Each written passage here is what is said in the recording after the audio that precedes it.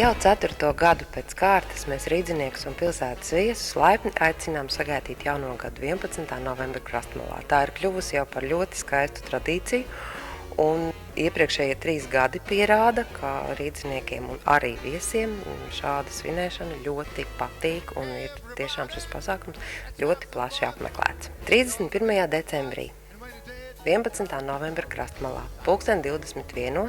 mēs sāksim kopā aizvadīt veco gadu. Viesiem un klātesošajiem tiks piedāvāta ļoti krāšņa skatuves programma, kuru 9. sāks Denis Paškevičs un grupa Funk Terapija. Pēc viņiem uz skatuves kāps Dzelzs Vilks. Pēc tam kāps grupa Music.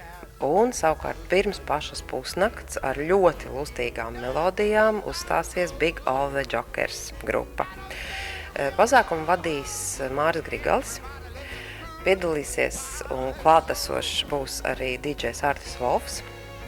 Pusnaktī visus sagaida milzīgs pārsteigums ar ļoti krāšņu uguņošanu, kas šogad būs īpaša, jo speciālu brīnišķīgu mūziku ir komponējis komponists Jānis Lūsēns. Savukārt pēc pusnakts būs vēl viens pārsteigums, jo pie mums ierodas viesi no Lielbritānijas. Tā ir grupa Killer Queen, kas ir atzīta par pasaulē labāko oriģinālās grupas Queen atdarinātāju grupu.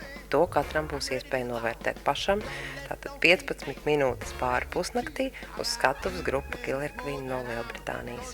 Klusēšanās Krastmalā notiks līdz 3 no rīta, un pēc tam jau katrs var doties tālāk svinēt pēc saviem ieskatiem, bet sākums, es domāju, ka būs labs. Tāpat arī Ziemassvētku tirdziņos Doma laukumā, Līvu laukumā valdīs svētku atmosfēra, kur apmeklētājs priecēs dažādas dzīvās mūzikas koncertu. Pasākuma programma pieejama interneta vietnē www.kultura.rīga.lv.